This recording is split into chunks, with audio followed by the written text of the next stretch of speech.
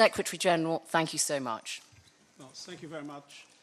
I want to express, first of all, my very deep gratitude for President Jim Kim, not only for being here today and not only for his absolutely leading role in this initiative, but for what it is today, the absolutely exemplary cooperation between the World Bank, the UN system, and I would say the whole of the development and the humanitarian communities around the world.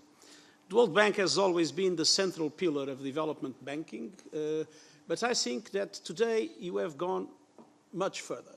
There has been a quantum leap in the attention and in the commitment of the World Bank in relation to those aspects of the humanitarian activity that are absolutely crucial for development to be possible.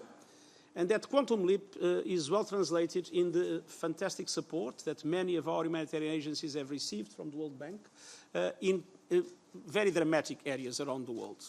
And the event of today is the clear demonstration of that. And of course, I particularly thank President Jim Kim and the World Bank for their spirit of leadership and partnership in developing the Famine Action Mechanism. This initiative would not have been possible without the engagement of the World Bank, and we are extremely grateful for that. We are today here all together because we are committed to a world without hunger. These very basic goals should be within our grasp. With today's advanced technology and knowledge of agriculture, we can surely uphold everyone's fundamental right to food. But sadly, harrowing images of parents holding their malnourished children, helpless in the face of tragedy, are not consigned to history. Last year, more than 20 million people across northeastern Nigeria, Somalia, South Sudan and Yemen faced a serious threat of famine. Indeed, in one region of South Sudan, famine took hold. Thanks to rapid action, we averted the worst in those 4 countries. But after years of progress on hunger, we are now losing ground. The number of undernourished people is rising to more than 120 million in 2017. In our world of plenty, 1 person in every 9 does not have enough to eat. Around 155 million children are chronically malnourished, and many suffer the effects of stunting for their entire lives. There are many reasons for this reversal, including spreading conflict, growing inequality, and the impact of climate change. But without ending hunger everywhere, we cannot be satisfied with our progress on the 2030 Agenda for Sustainable Development anywhere. In our interconnected world, peace, stability, and prosperity on a healthy planet depend on leaving no one behind. And so our response to this growing hunger crisis must be multifaceted, from prevention and humanitarian action to sustainable development. And the Famine Action Mechanism is an important new tool. It will help to predict and therefore prevent food insecurity and famine before they have a chance to take hold.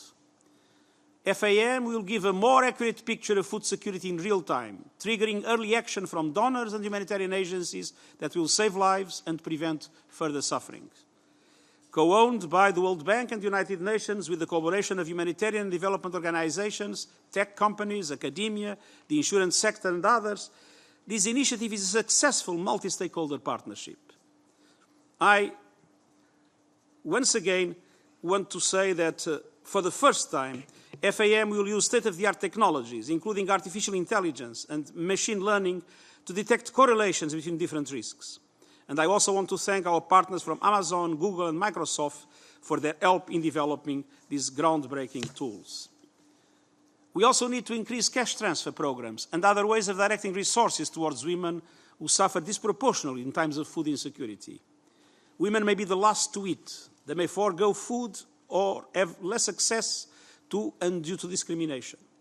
When women are in decision-making roles at all levels, the solutions are more effective. Targeting women for support has a significant impact on the food security of entire families and communities. Creating and strengthening partnerships will help donors, affected countries, and international organizations to bridge funding gaps along the entire humanitarian cycle, from prevention and preparedness to emergency response. Crisis prevention saves lives. We need to put cutting-edge technology to full use in the service of all humankind. With the Famine Action Mechanism, we are renewing our pledge to zero tolerance for famine and acute food insecurity. And we are renewing our pledge to feed everyone in our world and to leave no one behind. Thank you.